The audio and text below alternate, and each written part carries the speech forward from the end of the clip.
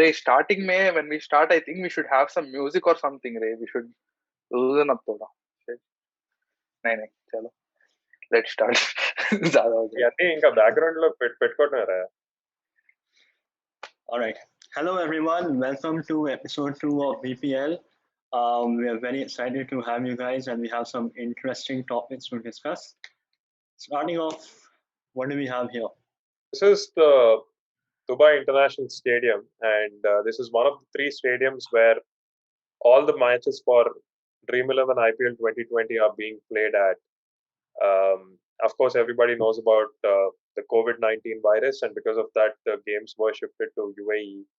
So one factor which stood out in this particular stadium is the lighting. So if you can observe it, the lighting is a little below on a height standard where it usually is in other stadiums. Especially if you remember the stadiums back in India, Wankhede and other stadiums, they have these huge pillars where the lights are overarching the stadium at the very top, and it's usually not a problem at all for the players during the night matches. But it's proven to be one of the decisive factors where most of the catches are being dropped because of the lighting. Yeah, dude. I think the Emirates Stadium in Australia has the same setup, but it's quite high. And that is why, since in T20 they hit the ball so hard, the ball goes quite high. But definitely we're seeing a lot of players having trouble with the lighting and other aspects.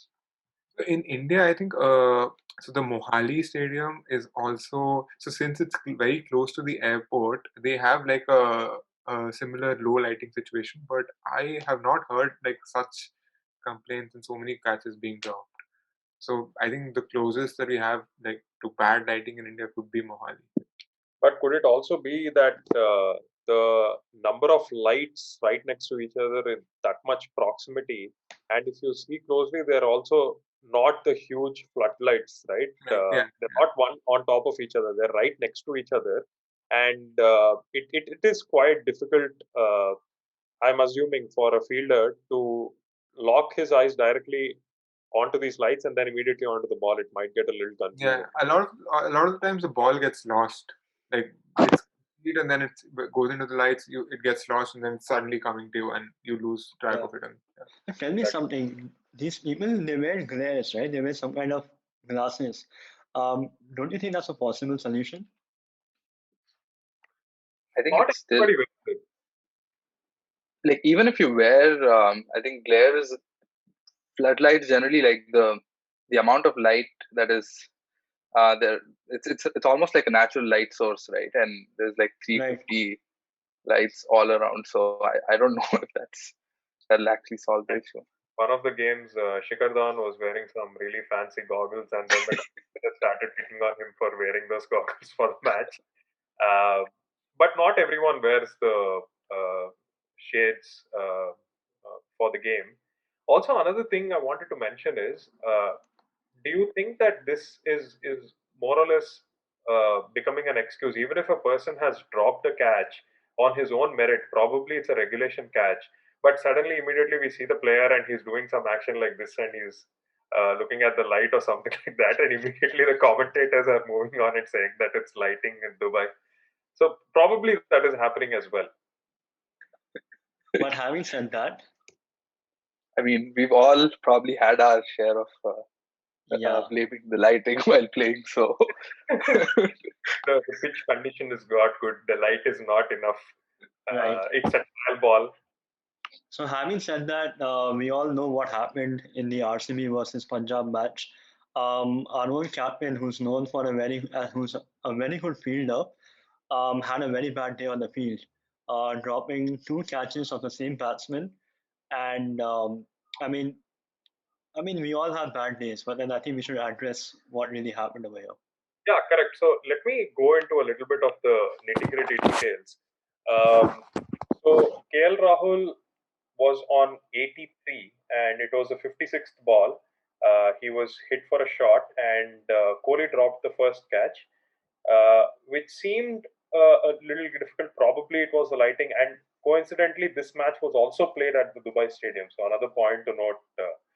And everyone thought that he was going to take it, but somehow the ball didn't stay in his hands. And then there was immediately another opportunity at 89 on the 60th ball that KL Rahul faced. This seemed like a little easier catch compared to the earlier one, and Kohli dropped that as well. Probably it was a bad day at office, but then the momentum completely shifted to Kings 11 Punjab, and then Tailstein went for 26 runs off his over.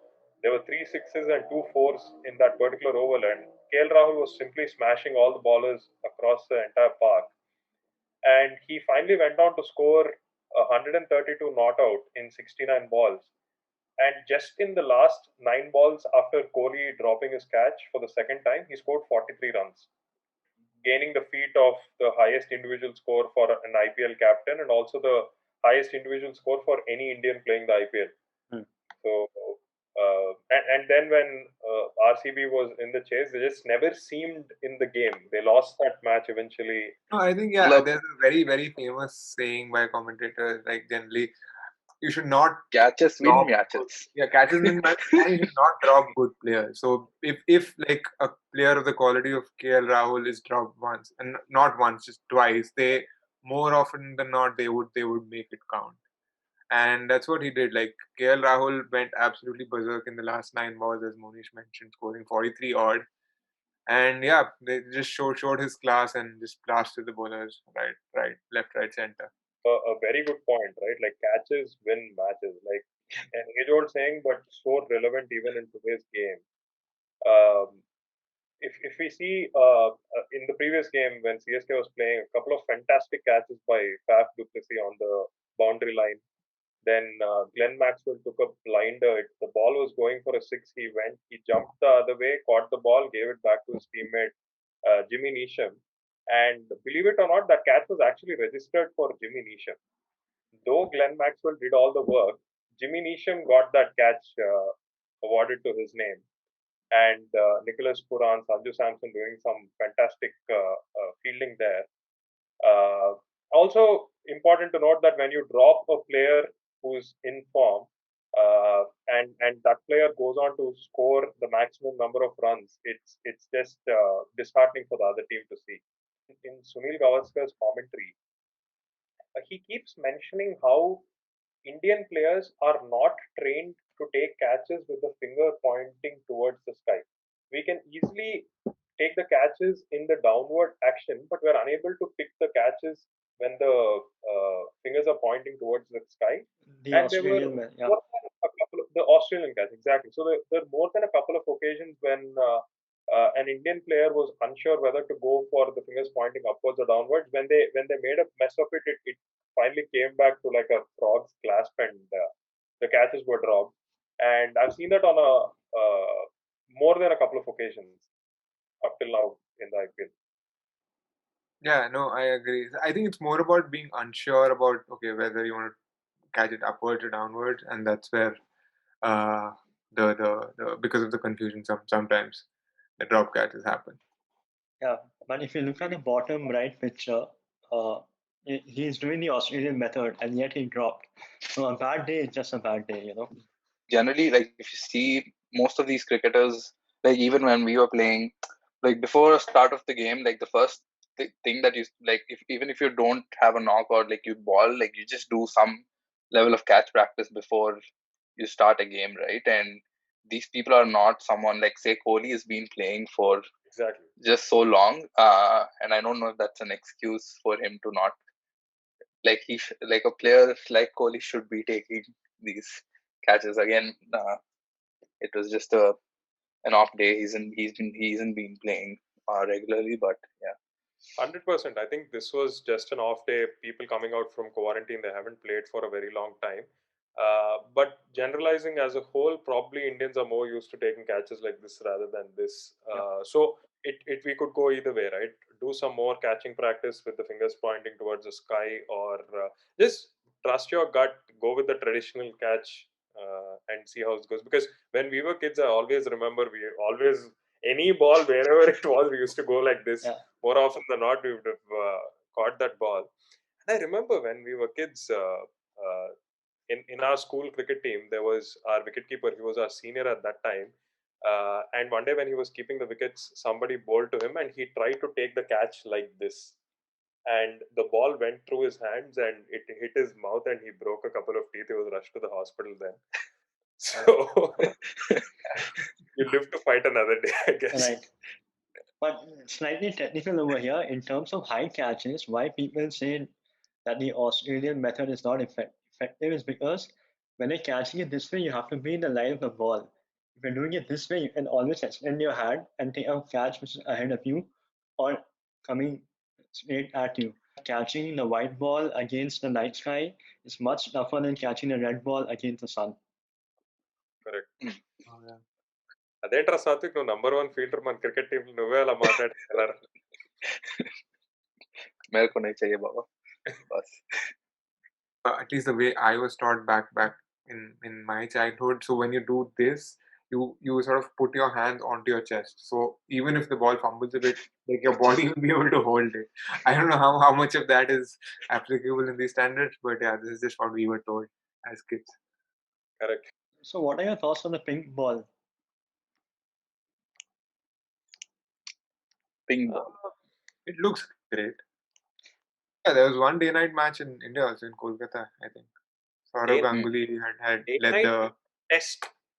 right, Yeah, yeah. day-night Saurav test. Ganguly had actually. So when he became the BCCI president, he sort of led that initiative, and he wanted to get ping ball test cricket to India. Right. Well, that a lot of things Saurav Ganguly is doing well, becoming the BCCI president, very proactive. I think he played an integral part in moving IPL to UAE this time. Yeah. Very good. Ferocious captain, now becoming a star BCCI president.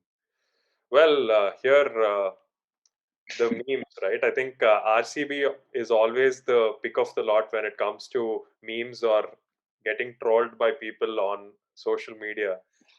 Just one bad day for King Kohli, and then he's all over the net, especially the one in the middle where the dog is like the reactions that Kohli has, or the one below the bottom right where people are saying that he was the man of the match for Punjab. He didn't perform with the bat, fumbled a couple of catches. Yeah, and there's memes going all around. Also with RCB's batting performance in 2.4 overs with a target of 207, they were 4 for 3, and then someone mentioned that it seemed like a football match was going on. One on the top right now, just mentioning a welcome scene from the movie Welcome. Slightly digressing, but one of the most iconic comedies. Oh yeah. Wasn't this also like a 2008 release? Isn't Oh, I'm not sure. No. Nana ji. And what was Nana Patekar's name? Majnu Bhai. No. Uday. Majnu Bhai, Bhai was yes. Anil Kapoor. Alu lelo. Yeah, so this is Surya Kumar Yadav being run out by a very, very, very good player from the Mumbai Indian squad, who's notoriously known to get people run out. notorious नहीं naughty बोलते हैं इसको.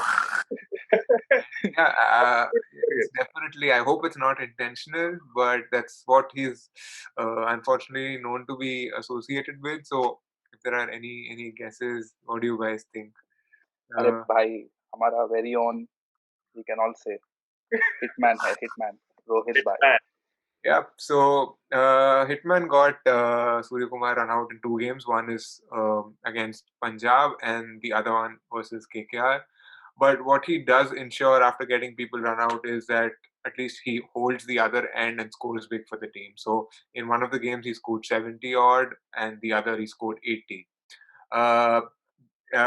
In the past, so the highest run score by an individual batsman in ODI history was scored by Rohit Sharma 264, and he got Kohli run out in that game. So I think his so that's the highest score, and also the first double hundred that he scored, the 209. In that game also he got Kohli run out. So I think it's just bad luck, combination of bad luck, but the great part is that he ensures that he sticks to the other end and sees that. By honestly telling, whenever he gets someone run out, you shouldn't feel that way, but I feel really happy जब भी Rohit Sharma gets the other guy out, I'm like, आज तो मारेगा. No, Start and marking. yeah, so for sure, like when he's in flow, right? I don't feel there's a better batsman to watch. Like he's so effortless. He smashes bowlers all around. Like there's some gully cricket bowlers, and he's done that so much. So yeah, even I don't mind him getting people run out as long as he smashes the other. And also, it's not like it's his error in judgment or anything. It just happens that it just happens. Yeah, like just we happens, cannot right? reason. So, do you think that it is his guilt that he has after he gets someone run out that he sort of like ups his game, or he feels more responsible to finish the game strongly? Absolutely. So there's a saying which goes that if you run out your partner, you have to score runs for yourself and for your partner. So Okay. that's probably why maybe he gets charged up. But also another important thing is he needs to be set in the game also. Like he needs to have faced at least like 15 balls or 18 balls and sort of get his into the game and be settled as well. I don't think you can just assume that every match he runs someone out, he's gonna go and hit a 50 or 100 or a full century. But more oftentimes than not, he's done extremely well. Yeah. He's the kind of player who sort of takes a few deliveries to get himself in. He does not go from ball one like a lot of players do. So that's the style that he's adopted and is working for him. The way he sort of constructs his innings in terms of like progression, like I think he's the best. If you see the strike rate between 0 to 50, 50 to 100, and then after that, he just takes off. The minute there is a ball that is a little too short for him, if it's in his slot, he's gonna punish it immediately. No respect for the bowler there, and doesn't matter if that's his first ball or fifth ball or 100th ball in the game. If you ball a ball that is, if the bowler has missed his length to Rohit Sharma, that ball is going to get whacked. Yep. And also, let's talk about his pull shots, man. I mean, dude pulls. Best puller of the game. I thought. And you know something? Sorry. Go ahead. No, I thought Yuvraj Singh was the best puller, but then I think Rohit Sharma is on a different level. And I don't know if you guys remember, like there was a point in time in like when Rohit Sharma was playing where pull shots weren't his greatest strength, or like there was times when people were used to pepper the Indian team with short stuff, and then I remember that one South African series when India went to South Africa and all the bowlers were just bowling short to the batsman. Yeah, and so then like a long-term known weakness of the Indian batsman, but yeah, that's changing. Not for Rohit Sharma though. The way he's molded his game is fantastic, and also I have to say that he played for Deccan Chargers. He was groomed under the latest Adam Gilchrist, captain of Deccan Chargers before he became Sunrisers Hyderabad.